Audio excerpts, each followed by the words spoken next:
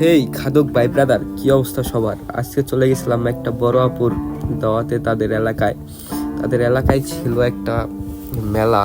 আমি আর আমার একটা ফ্রেন্ড দুজন মিলে গেছিলাম মেলায় ঘুরতে।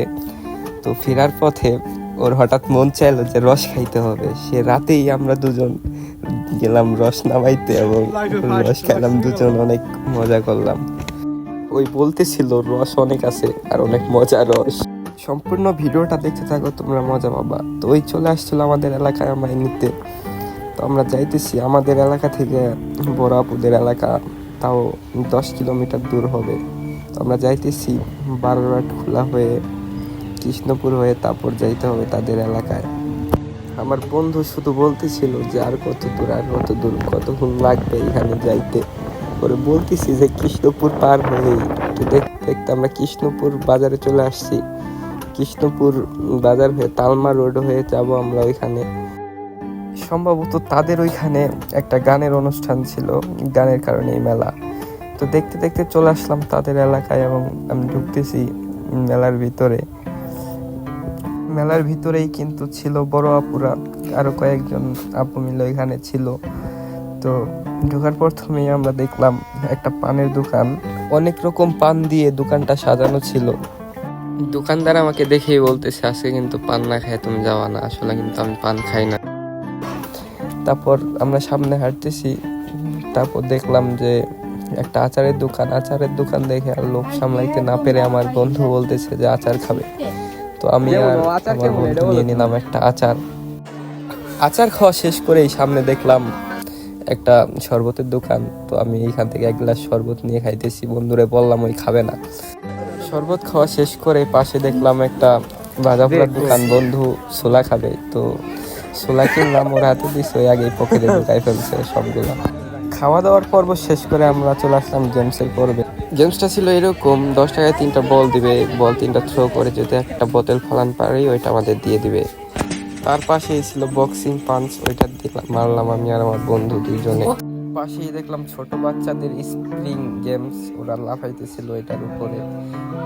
সব গেমস ট্রাই করার পর চলে আসলাম কসমেটিক্সের দোকানে। তো কসমেটিক্সের দোকান দেখতেছি ভাই সব মেয়েদের জিনিস, ছেলেদের কিচ্ছু নাই ভাই।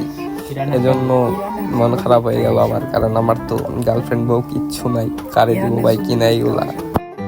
কসমেটিক্সের এই দোকান থেকে বড় বন্ধুদের কাছ থেকে বিদায় নিয়ে চলে গেছিলাম যেখানে গতকাল গান হয়েছে সেইখানে। জয় গুরু। শেষমেশ বলছিলাম যে কাকাই আমার এক পান খাইতে ইনভাইট করছিল, তার ওইখানে যায় পান খাওয়ার জন্য দাঁড়ায় আছি। কাকাই আমাকে আগুন পান খাওয়ানোর জন্য একটা আগুন পান তৈরি করতেছে। আগুন পান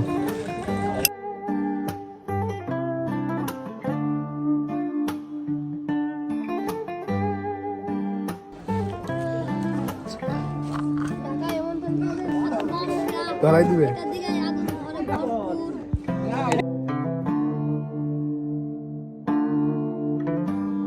এদিক দিয়ে কাকাই শুধু বলতেছিল তুমি ভয় পাইও না। কাকাই তো আর জানে না আমি ভয় পাই না।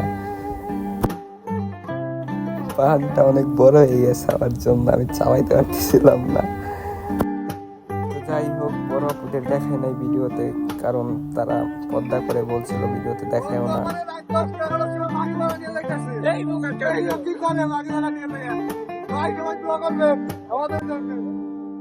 তখন রাত বাজে প্রায় 10:30, আমরা বাসার দিকে আসতেছিলাম। বন্ধু হঠাৎ বলতেছে যে চল রস খাইতে হবে। তো যেই কথা সেই কাজ, আমরা চলে যাইতেছি রস খাইতে সেই রাতেই। পরে উঠাই দিয়েছি গাছে, যা তুই রস বাইরে নিয়ে আয়, তারপর খাবো দুজন। রস কি আছে? রস নিয়ে নামতেছে।